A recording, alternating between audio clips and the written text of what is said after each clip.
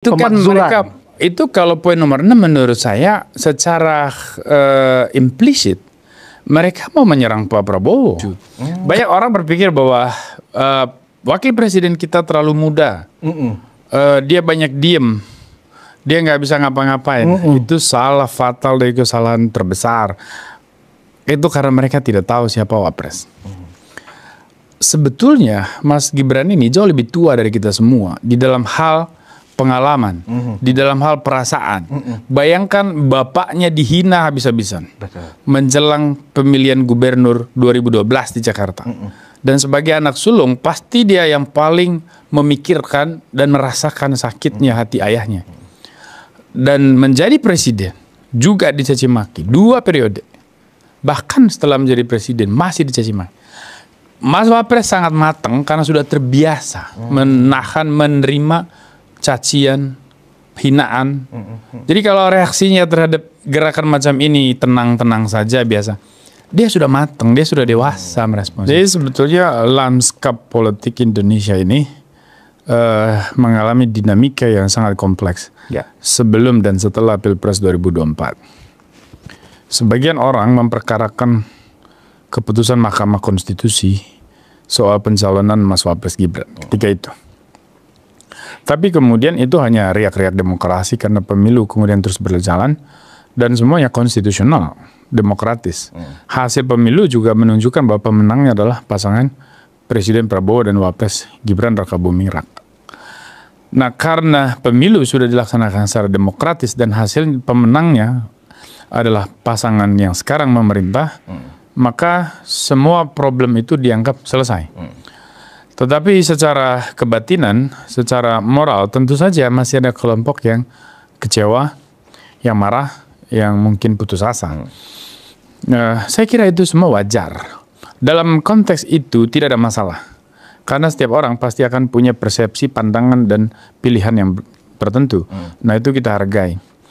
Nah, yang menjadi persoalan hari ini, dan bagi saya ini menjadi concern yang serius, munculnya kekuatan-kekuatan yang ingin secara sistematis melakukan gerakan-gerakan yang mau meruntuhkan rejim yang sudah dipilih secara demokratis melalui pemilu.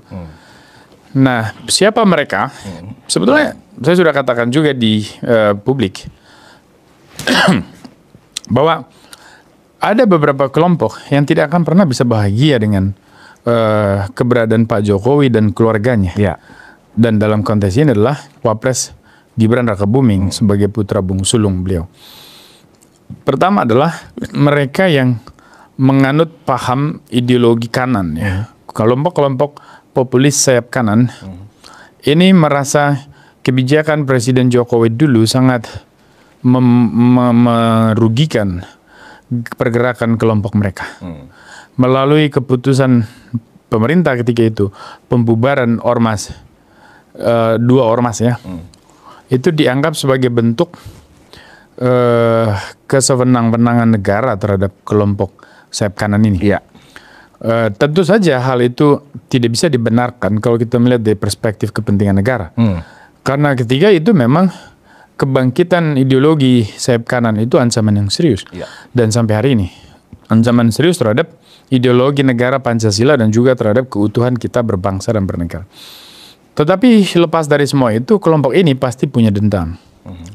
Lalu ada kelompok berikut yang memang secara politik dan ekonomi dirugikan. Mereka kehilangan ladang yang mereka sudah garap lama ketika Pak Jokowi menjadi presiden. Lalu ada kelompok juga yang merasa dikerdilkan secara politik ketika Pak Jokowi memerintah. Ada kelompok ketiga, yaitu mereka yang mungkin tidak akan pernah bisa menerima hasil pemilu. Nah, kelompok seperti ini saya kira perlahan-lahan juga akan dengan sendirinya menerima kenyataan itu. Tetapi secara emosional kita bisa, mereka hari ini masih marah itu wajar menurut saya. Tapi kelompok ini kan bukan kelompok yang berbahaya. Mereka hanya kecewa kenapa pemilu memenangkan pasangan ini dan mereka kalah. Itu aja wajar. Yang menjadi pertanyaan banyak orang hari ini tuh kan, kenapa gerakan-gerakan jalanan kemudian direspons sebegitu serius oleh negara. Dan apakah demokrasi memang haruskan seperti itu cara kerjanya? Nah, saya tegaskan sebagai seorang akademisi ilmu politik bahwa demokrasi dia harus berbasis kepada yang namanya rule of the game. Dia harus berbasis kepada konstitusi sebagai dasar, landasan dari seluruh rule of the game dalam pelaksanaan demokrasi. Nah, maka kalau sebuah pemerintahan demokratis dipengaruhi atau digerakkan oleh kekuatan-kekuatan non-institusional, kekuatan-kekuatan jalanan, berarti kita keliru di dalam memahami bagaimana demokrasi ini dijalankan. Sebelum semua ini terjadi, kita masih ingat ada kelompok yang mengusung gerakan Indonesia Gelap. Indonesia Gelap bisa saja dilihat secara positif sebagai upaya untuk memberi alarm kepada pemerintah bahwa kompleksitas atau spektra ancaman yang akan dihadapi oleh bangsa ini ke depan di segala gatra, terutama ekonomi sebagai implikasi perang dagang Amerika-China misalnya, itu akan menjadi tantangan yang sangat serius bagi Indonesia, maka pemerintah harus bekerja keras. Tetapi gerakan ini ternyata sangat politis, sehingga kita tidak bisa membaca secara positif. Gerakan ini kita anggap berupaya untuk membangun pesimisme terhadap kehidupan berbangsa dan bernegara. Maka ketika muncul gerakan Indonesia Cerah, ini satu gerakan tandingan yang sangat dibutuhkan. Tetapi rentetannya adalah bahwa setelah gerakan Indonesia Gelap, muncul tuntutan-tuntutan jalanan seakan-akan mereka benar dan memaksakan keyakinan orang bahwa ijazah Presiden Jokowi adalah ijazah yang palsu. Ini tidak masuk akal. Saya kira mereka juga sadar itu bahwa ijazahnya Pak Jokowi itu asli. Tetapi kenapa isu ini terus dimainkan? Saya tidak percaya dengan kebetulan. Saya tidak percaya dengan sesuatu yang ya kebetulan, koinsiden. Saya percaya bahwa banyak hal itu didesain. Maka sangat mungkin orang-orang yang datang ke UGM dan kemudian menggeruduk rumah Pak Jokowi, yang ternyata nggak berhasil itu. Yes, kemungkinan besar mereka hanyalah pion-pion di dalam percaturan politik yang rumit ini. Siapa mastermind di balik ini, itu tidak akan pernah bisa kita ungkap secara terbuka, karena meskipun kita tahu, karena itu adalah sudah ranah hukum. Nah, menariknya bahwa setelah... Apakah aktor itu, Bung, musuh dalam selimut gak kira-kira? Nah, inilah. Secara kategori. Saya lebih sekarang tertarik pada gerakan membangun optimisme untuk Indonesia. Artinya, seperti apapun gelapnya isi kepala dan juga ruang diskusi pada kelompok tertentu di tataran kekuasaan, kita masih percaya bahwa Indonesia akan tetap cerah ke depan. Kita harus jalan. Jadi, saya tidak bisa menjawab itu, Bung. Saya hanya bisa mengatakan bahwa semua akan baik-baik saja. Yang pasti, luar atau dalam, itu tetap pemain. Dan karena itu adalah pemain, ya maka perlu dianalisis, diidentifikasi itu, diprofile itu, dikaji. Karena kalau kita mau bicara soal menyembuhkan penyakit, kan kita mesti melakukan diagnosa. Betul. Apa bakterinya, virusnya, dan segala macam. Nah, demokrasi kita ini sudah mengalami kemajuan. Kita sudah melewati berbagai macam kerumitan di dalam proses elektoral dan sebagainya. Dan sekarang kita berhadapan dengan situasi dinamika tantangan ekonomi yang serius, sosial, politik. Tiba-tiba muncul gerakan-gerakan yang menuntut ijazah Pak Jokowi, kemudian mendesak pencopotan Wapres Gibran. Kan masyarakat mayoritas juga sadar itu. Oh, ini hanya permainan kekuasaan. Oh, ini hanya ada sekelompok orang ingin mengail di balong yang keruh gitulah. Ada segelintir orang yang memang haus dengan kekuasaan atau memang tidak akan pernah ikhlas negara ini diatur oleh keluarga Pak Jokowi. Nah, apa dasar kesentimen mereka? Ya, saya kira banyak orang paham itu. Ya, cuman sekali lagi, itu akan masuk ke ranah hukum kalau kita bisa ungkap semua.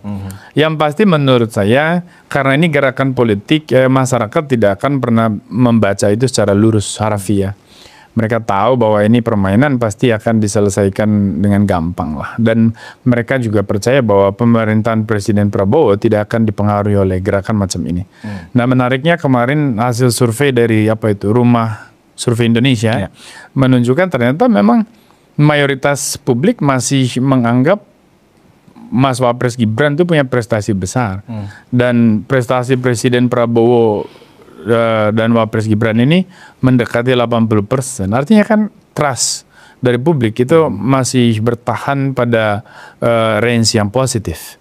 Nah, dengan demikian, kalau kita membaca gerakan jalanan macam ini, kita akhirnya sadar, oh ini ada kelompok-kelompok yang mungkin punya keresahan, itu baik, keresahan tentang kehidupan berbangsa negara. Tetapi kalau keresahan itu dibalut dengan ambisi, itu kan akan menjadi penyakit itu. Nah, makanya semua harus kembali kepada konstitusi. Saya kemarin sangat berharap seorang juru bicara presiden misalnya mengatakan dengan tegas bahwa Indonesia menganut demokrasi konstitusional. Maka segala perkara harus ditangani berdasarkan konstitusi. Dan sejauh ini pasal 7A di dalam Undang-Undang Dasar 45 tidak satu pun ketentuan pemakzulan yang memenuhi syarat untuk memakzulkan presiden ataupun wakil presiden. Jadi tidak ada angin, tiba-tiba badai, kan begitu. Apa sih salahnya Mas Wapres? Kan pertanyaan orang begitu. Iya. Kalau ada yang kecewa dengan proses pilpres, kan simple, nggak usah milih pada saat pilpres. Betul. Dan terbukti kan, beliau menang tidak 100% juga.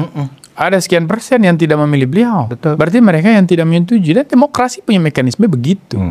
Nah, kalau orang memperkarakan hari ini Mas Gibran, itu artinya mereka memperkarakan Pak Prabowo.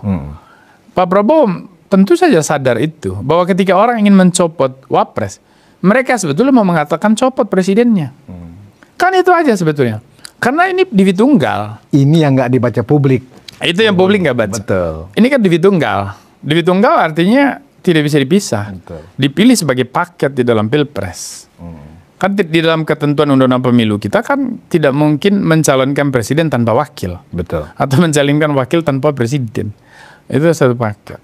Nah, kalau hari ini orang mendesak Wapresnya dicopot, ini kan bukan bicara soal ban mobil bisa ditukar ganti oleh ban reserve, ya kan? Ini bicara soal tata negara. Konstitusi tidak punya ketentuan yang bisa menjamin gerakan macam itu bisa dibenarkan. Memang ada banyak pakar-pakaran atau yang saya bilang pseudo intellectuals, akademisi pseudo itu yang berupaya untuk melakukan justifikasi bahwa ada langkah-langkah yang konstitusional untuk memakzulkan wakil presiden. Tapi itu kan karangan dia aja. Teori yang dia bangun sendiri untuk membenarkan pilihan politiknya. Tapi bukan teori hukum tata negara yang sebetulnya. Nah, tadi ada kata mastermind. Iya. Ya. Kalau kita lihat dan kita baca secara lebih sedikit agak berbau akademik, siapakah mastermind-nya? Yang kemudian muncul sebagai jawaban adalah spekulatif.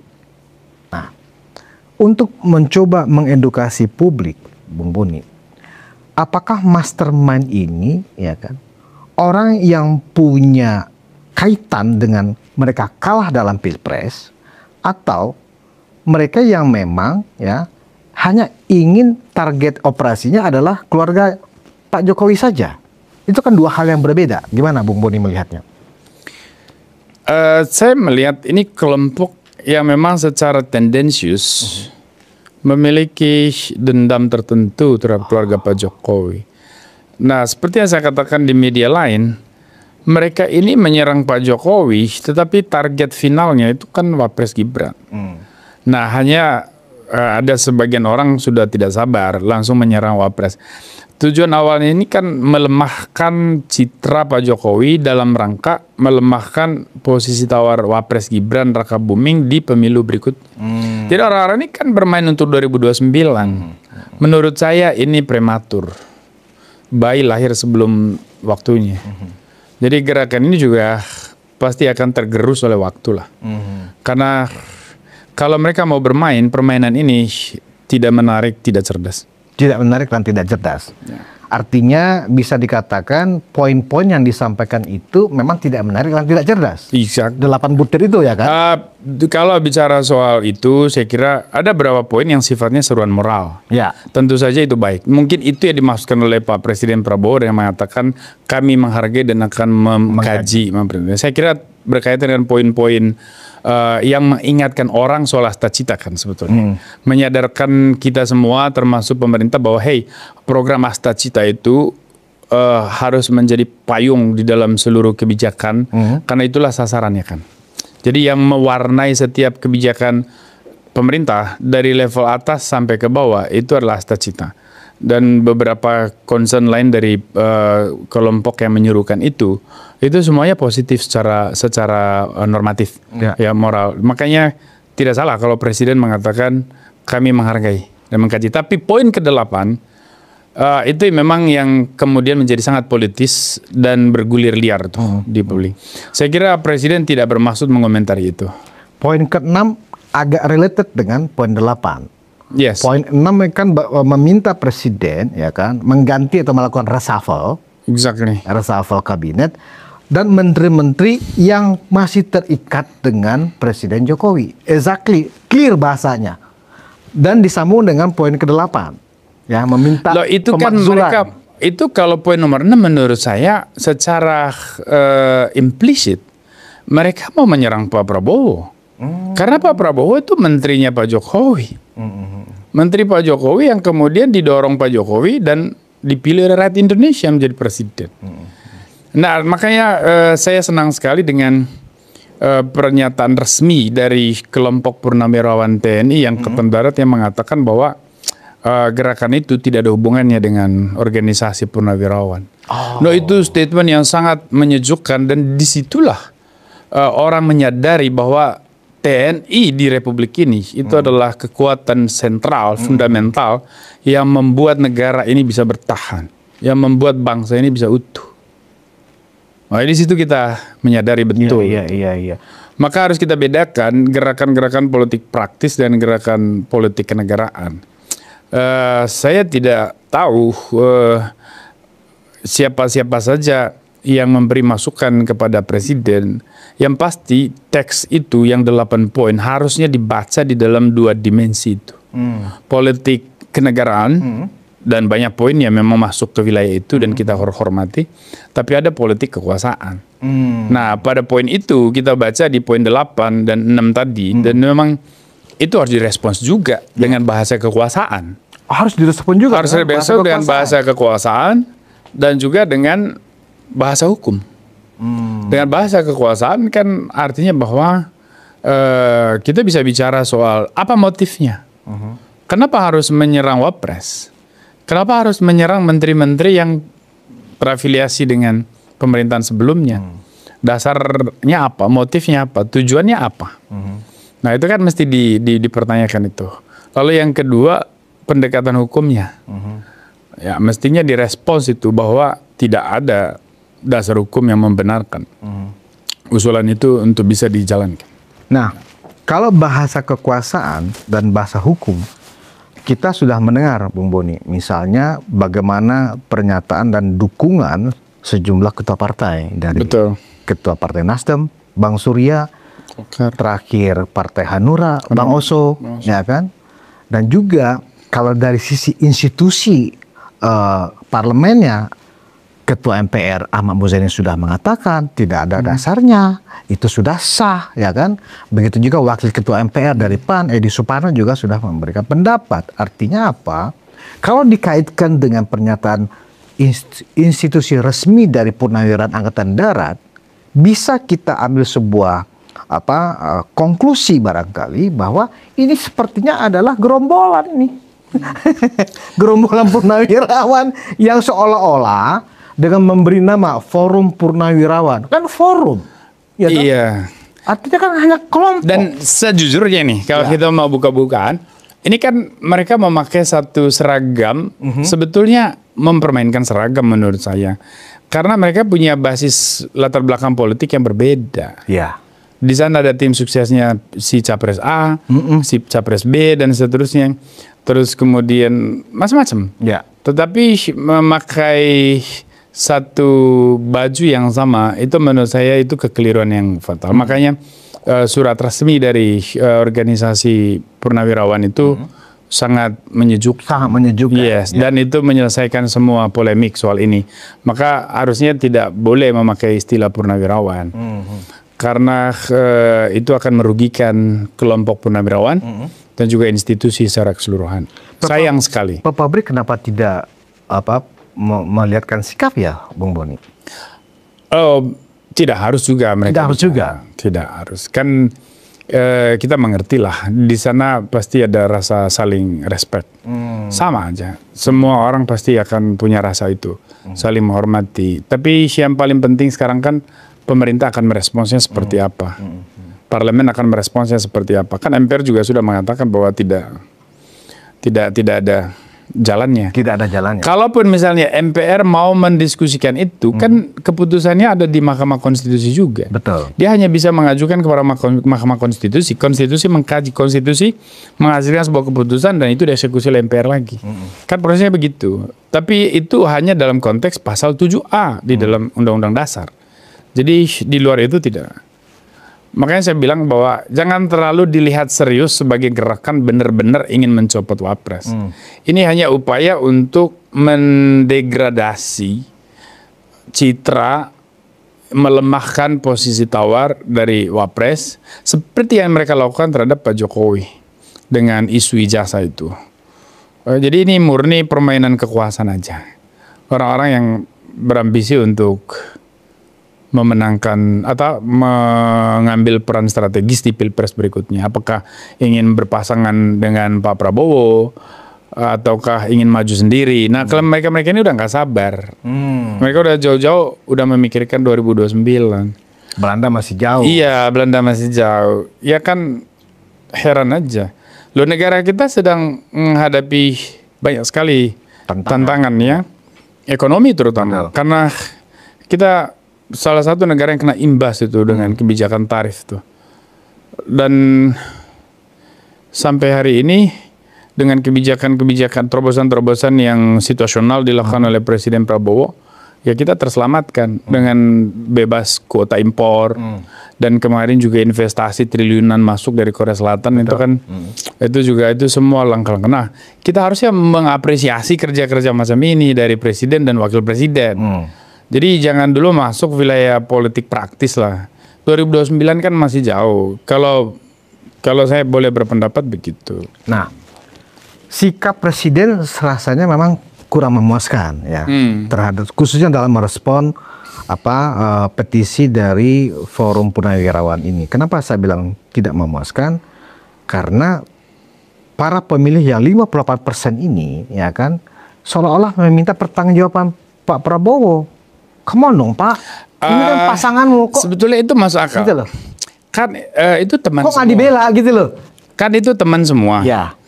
Saya kira Pak Prabowo hanya menunjukkan sopan santun dan respect sebagai sahabat. Sama alma mater ya. Iya, dan itu sangat manusiawi. Tidak ada yang salah. Respons Pak Prabowo menurut saya tidak ada yang salah. Tidak ada salah. Apalagi banyak poin dari 8 itu memang masuk ranah politik kenegaraan. Artinya sebuah seruan moral. Hanya problemnya di poin 8 ya, dimulai di poin 6 kan di situ. Pak Prabowo tentu saja tidak mau spesifik merespons itu karena nanti berdampak terhadap munculnya polemik-polemik politik yang mengganggu stabilitas pemerintahan. Justru Pak Prabowo banyak menahan sebetulnya. Jadi saya nggak percaya bahwa Pak Prabowo ingin menjalankan tuntutan mereka yang terkait nomor 6 dan 8 bahwa sama sekali tidak. Bung yakin itu ya? Sangat yakin. Karena Pak Prabowo ini presiden yang taat dengan konstitusi. Presiden yang berpatok kepada aturan hukum, bukan kepada kehendak-kehendak liar atau bebas. Karena semua orang boleh berpendapat. Betul. Tetapi apakah pendapat itu benar atau salah, baik atau buruk, kan patokannya konstitusi. Undang-undang. Nah, di situ kita bisa menyaring, memfilter. Oke, Bung. Salah satu yang menarik adalah respon Mas Wapres sendiri. Iya. Ya kan? Mungkin Mas Wapres ini diilhami oleh kesabaran ayahnya sendiri, ya kan? Sudah sedemikian rupa didiskreditkan, direndahkan dan seterusnya, tapi tidak sama sekali memberikan statement-statement. Ini bagi kita yang anggaplah level orang tua, ya kan? Paten juga kawan ini, ya kan? Paten juga nih anak ini, ya kan? Bahkan yang lebih sadis lagi ya, ketika Mas Wapres ini membuat semacam YouTube ya, di akun YouTube. Giliran kita. Iya, membicarakan tentang pemikiran Mas Wapres sebagai generasi muda, ya kan, kepada generasi muda yang 2030-2045 akan menguasai populasi kita. Come on, anak muda, ini kita yang akan pegang republik ini. Ayo kita berbenah. Kira-kira kan seperti itu, ya kan. Kemudian juga tentang hilirisasi, ya kan. Mas Wapres akan mengingatkan bahwa kalau kita ingin maju, percepatan kemajuan ekonomi kita, memang kita harus mendukung apa yang dilakukan oleh Presiden Prabowo, yaitu mendukung hilirisasi. Nah, yang dikomentari oleh netizen, oleh orang-orang yang anti, ya kan, justru masalah like dan dislike YouTube-nya itu loh. Menurut saya terlalu apa ya? Kalau ingin saya mengatakan stupid gitu loh, iya kan? Kenapa itu? Kenapa gak substansinya diperdebatkan? Exactly. Gimana, Bung? Itu brother, itu sangat setuju. Banyak orang berpikir bahwa wakil presiden kita terlalu muda. Dia banyak diem. Dia nggak bisa ngapa-ngapain. Itu salah fatal dari kesalahan terbesar. Itu karena mereka tidak tahu siapa Wapres. Sebetulnya Mas Gibran ini jauh lebih tua dari kita semua di dalam hal pengalaman, di dalam hal perasaan. Bayangkan bapaknya dihina habis-habisan menjelang pemilihan gubernur 2012 di Jakarta. Dan sebagai anak sulung, pasti dia yang paling memikirkan dan merasakan sakitnya hati ayahnya. Dan menjadi presiden juga dicaci maki 2 periode. Bahkan setelah menjadi presiden masih dicaci maki. Mas Wapres sangat matang karena sudah terbiasa menahan, menerima cacian, hinaan. Jadi kalau reaksinya terhadap gerakan macam ini tenang-tenang saja biasa. Dia sudah matang, dia sudah dewasa merespons itu. Dia sudah punya pengalaman yang lebih banyak dari kita dalam soal kepahitan hidup lah. Merespons itu. Dan seorang pemimpin sejati yang bijak memang begitu. Dia tidak akan pernah marah atau menampar lawannya. Dia hanya bisa tersenyum dan melakukan hal lain yang lebih berguna, hal lainnya.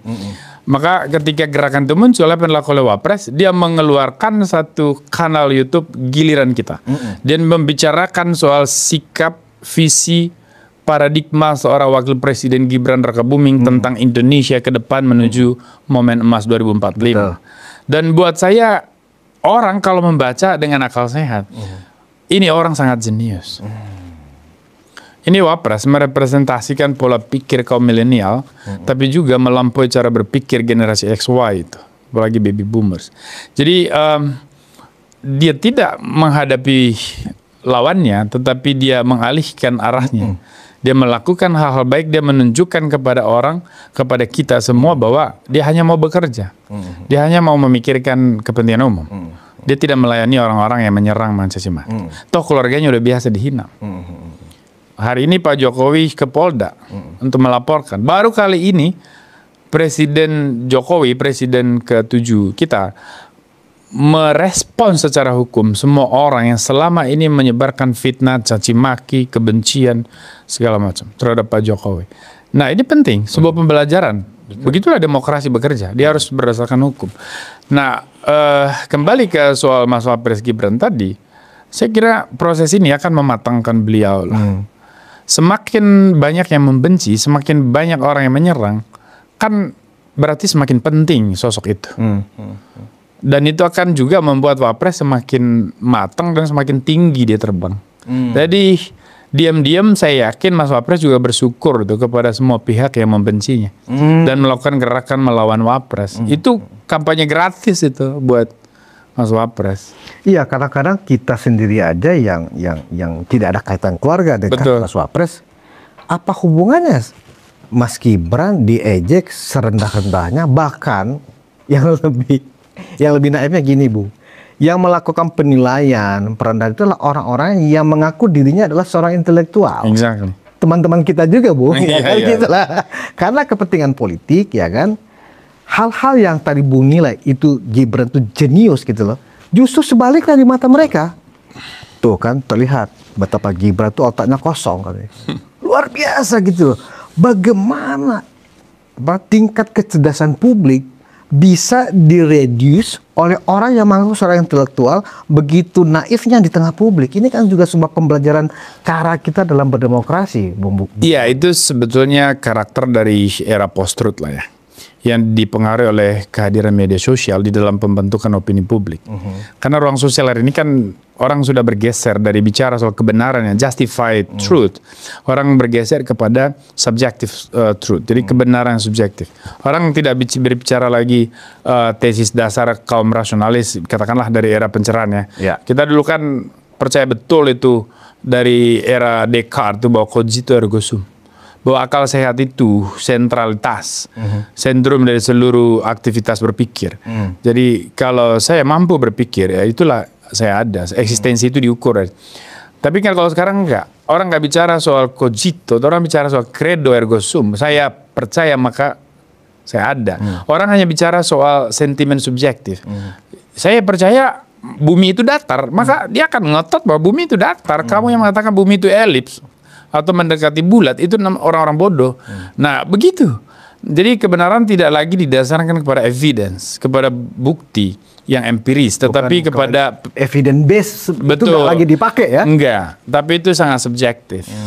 Nah, di tengah situasi macam ini dan kebangkitan media sosial yang membentuk watak dari ruang publik sekarang dan juga demokrasi digital ini, tentu saja kita tidak bisa menghindar dari implikasi buruk macam ini yang dihadapi oleh Mas Wapres. Ya. Jadi media juga tidak semua kan masuk kepada koridor profesionalisme tuh. Sebagian masih pada ranah bisnis kan. Sehingga mereka membawa isu, mengajukan berita yang secara bisnis menguntungkan. Jadi orang melihat, oh yang like sekian, yang dislike lebih banyak. Dan dia lupa di dalam teori komunikasi politik, semakin banyak yang mencet like atau dislike, ya semakin bagus dan semakin besar tokoh itu. Semakin orang membenci, semakin dia dibicarakan, tokoh itu semakin penting dan semakin besar. Dan pada waktunya, ketika persepsi itu bergeser dari negatif menjadi positif, tidak ada yang bisa melawannya di dalam kontestasi pilpres.